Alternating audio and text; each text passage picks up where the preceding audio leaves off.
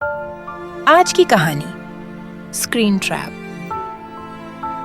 मुंबई के हलचल भरे शहर में प्रिया नाम की एक युवा लड़की रहती थी। वह हमेशा अपने स्मार्टफोन से चिपकी रहती थी, लगातार सोशल मीडिया पर स्क्रॉल करती रहती थी, दोस्तों के साथ चैट करती थी और गेम खेलती थी। उसके माता-पिता अक्सर उसे अत्यधिक स्क्रीन समय के खतरों के बारे में चेतावनी देते थे, लेकिन प्रिया ने उनकी चिंताओं को नजरअंदाज कर दिया।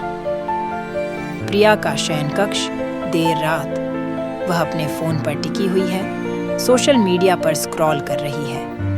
प्रिया की माँ प्रिया के बेडरूम के बाहर का दरवाजा खटखटाती हुए कहती है, प्रिया, आधी रात हो गई है, आपको नींद की जरूरत है। प्रिया ने जवाब दिया, बस 1 मिनट और माँ, मैं लगभग हो गया।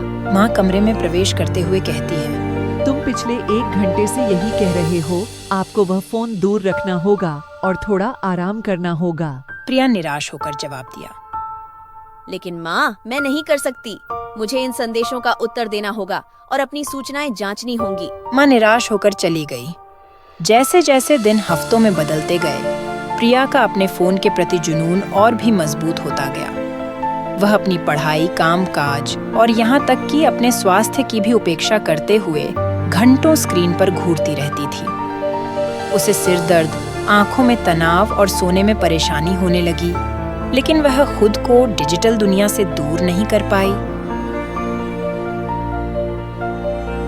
प्रिया के पिता बोला, प्रिया, अगर तुम सारा दिन उस स्क्रीन को देखती रहोगी तो तुम्हारी आंखों को नुकसान होगा। प्रिया निराश होकर जवाब दिया, आराम करो पापा, हर कोई अपने फोन का इतना ज्यादा इस्तेमाल करता है, ये कोई बड़ी बात नहीं है। एक शाम अपने दोस्तों के साथ स्कूल से घर जाते समय प्रिया का फोन अचानक उसके हाथ से फिसल गया और एक पोखर में गिर गया।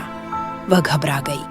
उसे अपने बहुमूल्य उपकरण के बिना होने के विचार से चिंता बढ़ गई। लेकिन जैसे ही वह उसे वापस लेने के लिए नीचे पहुंची, उसके अंदर कुछ टूट गया। अचानक बदलाव आया। अपने फोन की अपनी जिंदगी पर पकड़ को महसूस करते हुए प्रिया ने एक साहसिक निर्णय लिया।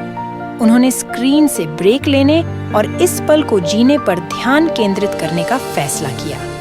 पहले तो यह कठिन था। उसने वापसी के लक्षणों का अनुभव किया और अपनी आभासी दुनिया से अलग महसूस किया। लेकिन जैसे जैसे दिन बीतते गए, प्रिया को वास्तविक जीवन की बातचीत, बाहरी गतिविधियों और अपने जुनून को पूरा करने की खुशियां फिर से मिलने लगी। उसने अपने परिवार के साथ गुणवत्तापूर्ण समय बिताना शुरू कर दिया, अपनी पढ़ाई में उत्कृष्टता प्राप्त की और पहले से कहीं अधिक वर्तमान और जीवंत महसूस करने लगी। प्रिया की यात्रा ने उन्हें प्रौद्योगिकी के उपयोग में संतुलन और संयम का महत्व सिखाया। उसने स्क्रीन से परे दुनिया के अजूबों की सराहना करना सीखा और खुद को फिर कभी मोबाइल की लत के जाल में नहीं फंसने की कसम खाई।